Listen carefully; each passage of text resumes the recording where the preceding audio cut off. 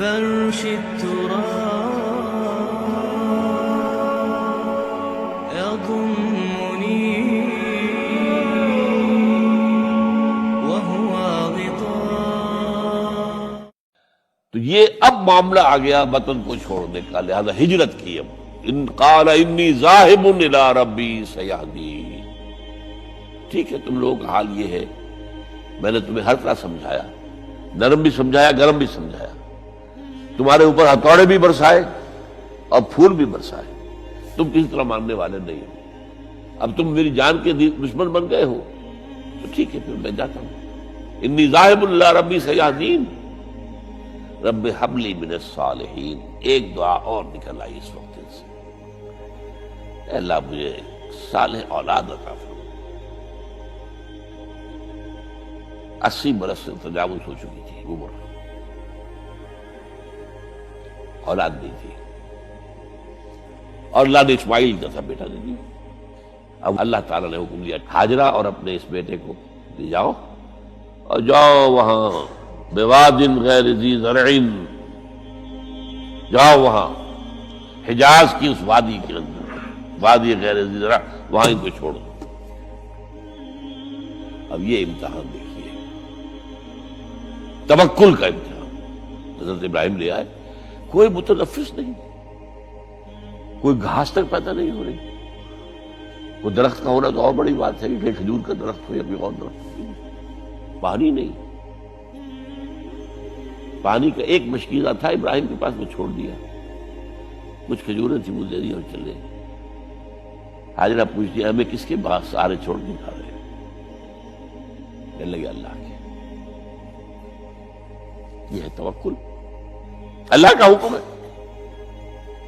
دعائیں مانگ مانگ کر رب ہب لی من الصالحین فبشرناہ بغلام حلیم.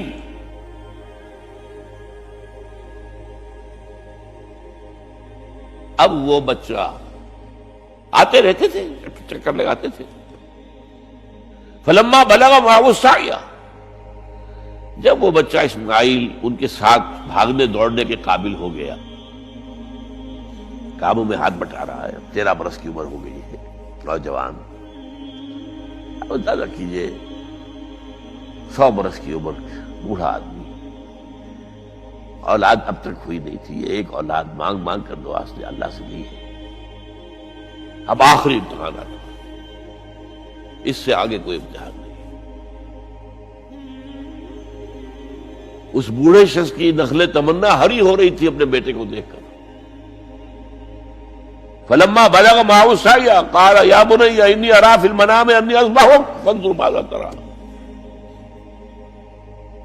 کہتے ہیں حضرت ابراہیم بیٹے،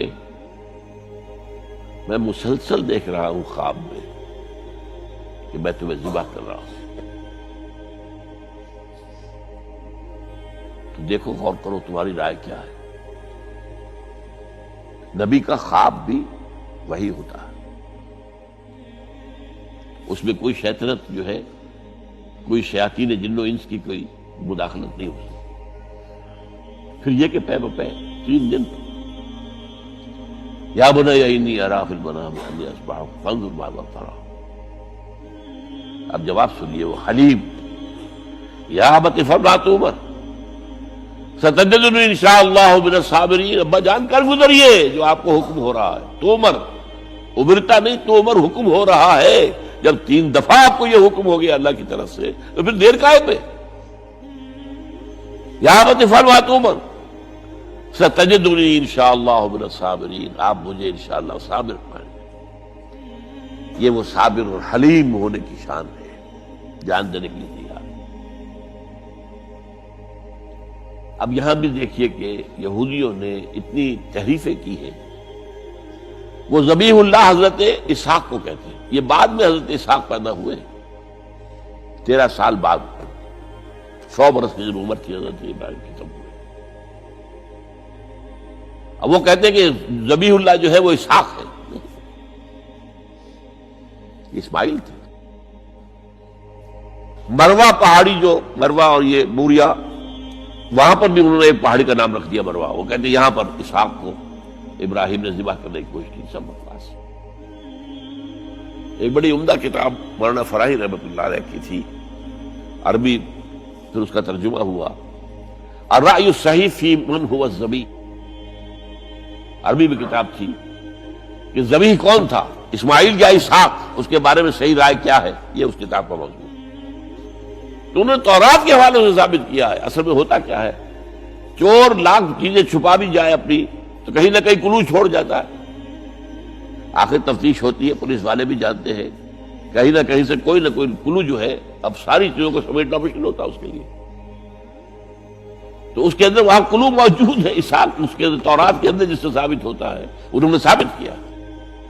الرأی الصحیح فی من هو الذبیح، اس کا میں نے ترجمہ شائع کیا تھا جب میں نے ابتدا کی ہے لاہور میں آ کر اپنے کام کی 1965 میں، تو دارالاشاعت اسلامیہ میں نے قائم کیا تھا اپنا ایک دارالاشاعت پبلشنگ ہاؤس، اس سے وہ کتاب شائع کی تھی میں نے، اب بھی وہ چھپتی ہے، اب وہ اور پبلشر ہیں ان کے، وہ چھاپ رہے ہیں۔ بہرحال تو حضرت اسماعیل جو ہے وہ ذبیح اللہ ہے، اللہ نے جب لٹا دیا، فلما اسلما وتلہ للجبین، اب یہاں پر ذرا نوٹ کیجئے، اسلما، جب دونوں نے اسلام کا مظاہرہ کیا، وہ جو میں نے کہا تسلیم، سر تسلیم خم ہے جو مزاج یار میں آئے، بوڑھا باپ چھری لے کر تیار ہو گیا ہے اور جوان بیٹا گردن ڈال کر، بس صرف ایک احتیاط کی ہے کہ پیشانی کے بل لٹایا ہے تاکہ چہرہ سامنے نہ رہے، اتنی بات،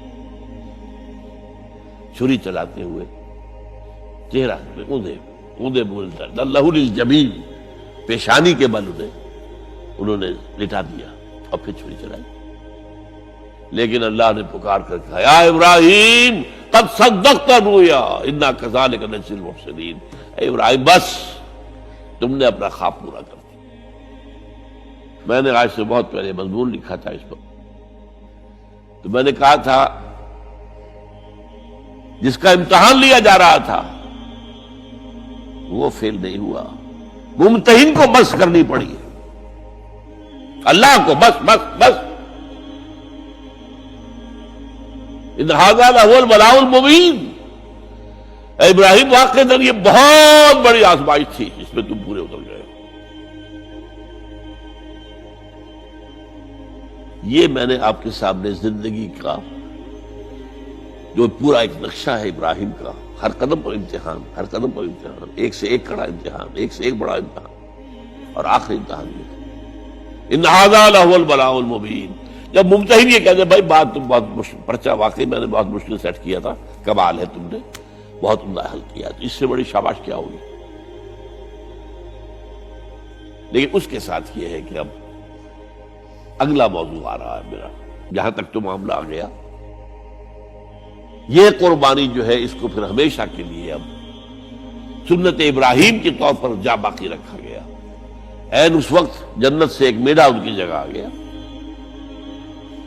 حضرت اسماعیل کو کوئی نظر نہیں پہنچی، کچھ بھی نہیں، میڑا ذبح ہو گیا، اور وہ قربانی ہے جو آج پوری دنیا میں اس وقت سے لے کر ترکنا علیہ فی الآخرین، ہم نے اس کی یہ یاد ہے، یہ قربانیاں جو آپ دیں گے یہ کیا ہے؟ حضور سے پوچھا گیا ما ھذی الاضاحی یا رسول اللہ، اے اللہ کے رسول یہ اضاحی کیا ہے، یہ کیا ہے، یہ جو ہم قربانیاں دیتے ہیں کیا ہے؟ قال سنت ابیکم ابراہیم، یہ تمہارے باپ ابراہیم کی سنت ہے، اس کو زندہ رکھا ہے اللہ نے، ان کے اس امتحان کی کامیابی کو اس کا جشن منایا جا رہا ہے، ہر سال لاکھوں کا کروڑوں جانور جو ہے اللہ کے نام پر ذبح ہو رہے ہیں، یہ وہ اسماعیل کی قربانی کا جو ہے یہ جشن ہے جو منایا جا رہا ہے۔